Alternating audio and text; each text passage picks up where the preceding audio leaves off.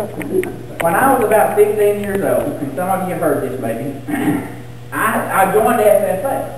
And my house where I live is where I grew up at. Mama raised me and my brothers and sisters there. And we had a hog pen back there, a big old hog pen, and I had got back there and I had shortened that thing up and made it, fix it right where that pig couldn't get out.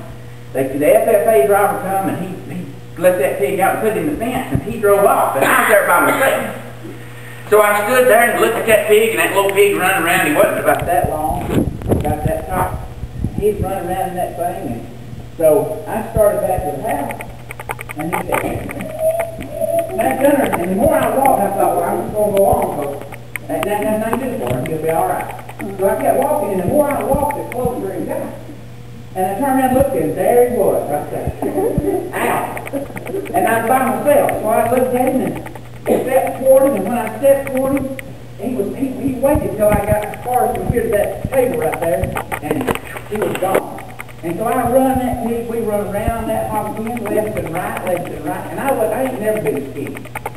And so by the time I finally got to where that little pig was, I was wore out. And so I thought, every time he'd wait, he'd stand right there and just look at me. And so I thought, well, and how am I going to get this pig up? If it gets loose, I'm responsible for it. So I thought, if I was having cause these, what would I do? So I looked at him and I said, and he did this to me. He said, 1, 2, 3 steps up, come closer. And so I did it again. Here it comes again. Well, I finally got him close enough, and I grabbed a hold of that pig and him just going every which way, and I took him over there and threw him in that pen. And I stood there with him.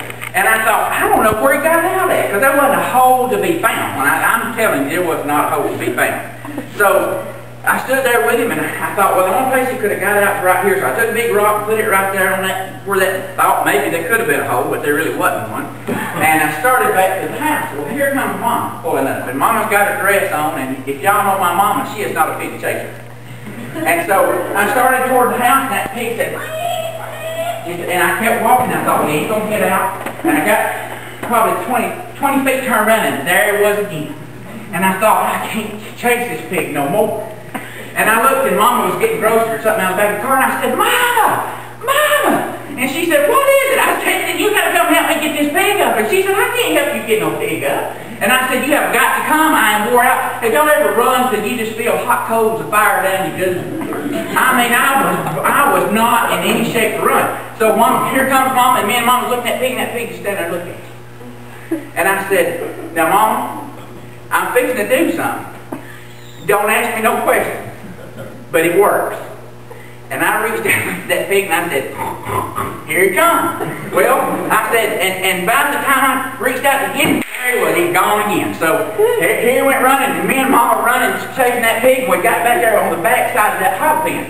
And I said, now Mama, I said, I'm going to call that pig. And when I called him to me, she was standing over there, and I was standing right here, and the fence was running right beside us, and the pig was right between us. And I said, when that pig gets right up here, I said, I'm going to grab a hold of him. I'm going to grab his front legs, and you grab his back legs, and we're going to throw his pig over this fence. And Mama said, I can't do that. I said, Mama, I'm telling you, when I grab a hold of him, you better grab them back legs, and we're going to sling him over. So I called him again, and got him, and about the time I got a hold of him, I grabbed him like this. I said, grab him, Mama, grab him. Mama, grab him, and that pig just goes.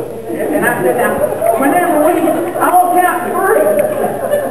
And when I say 3, we're going to throw his pig over.